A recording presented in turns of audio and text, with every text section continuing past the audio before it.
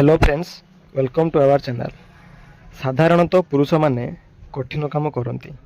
सकाळे जेतेबेले काम को जाती, काम करने को इच्छा नहबा, देह फुर्ती नहबा, कमजोरी लगे भली समस्या आम पुरुष मान क्षेत्र में देखा जाए।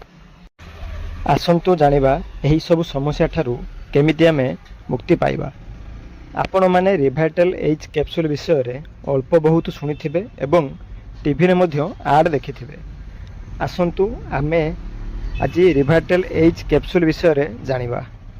एहाकू सोन फार्मा कंपनी द्वारा प्रस्तुत करा जाउछि। एहा 10टी पैकिंग आउ 30टी पैकिंग रे आसे।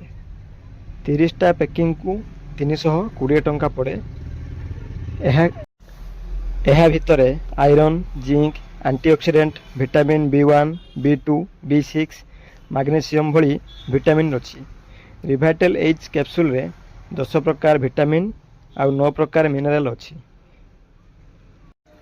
बंधु माने आम प्रतिदिन खाद्यरू आम शरीर को सब प्रकार विटामिन मिली न थाए। रिवाइटल एज कैप्सूल यूज करिबा द्वारा रक्तहीनता दूर होता है एवं यह देह रे कैल्शियम मध्य अछि, जहाँ आमको काम करने को शक्ति जगाए एवं आम हाड़ को स्ट्रंग मध्य करिथाए। रिवाइटल एज रे बहुत प्रकार विटामिन अछि, जहाँ आम शरीर को निहाती आवश्यक।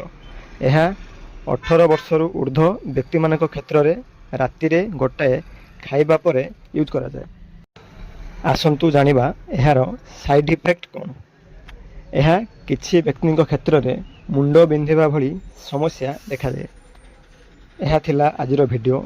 जदि आपंक ये वीडियो भल लगी चैनल को सब्सक्राइब करंतु एवं वीडियो रे लाइक कमेंट करने को भूलु नहीं। नमस्कार।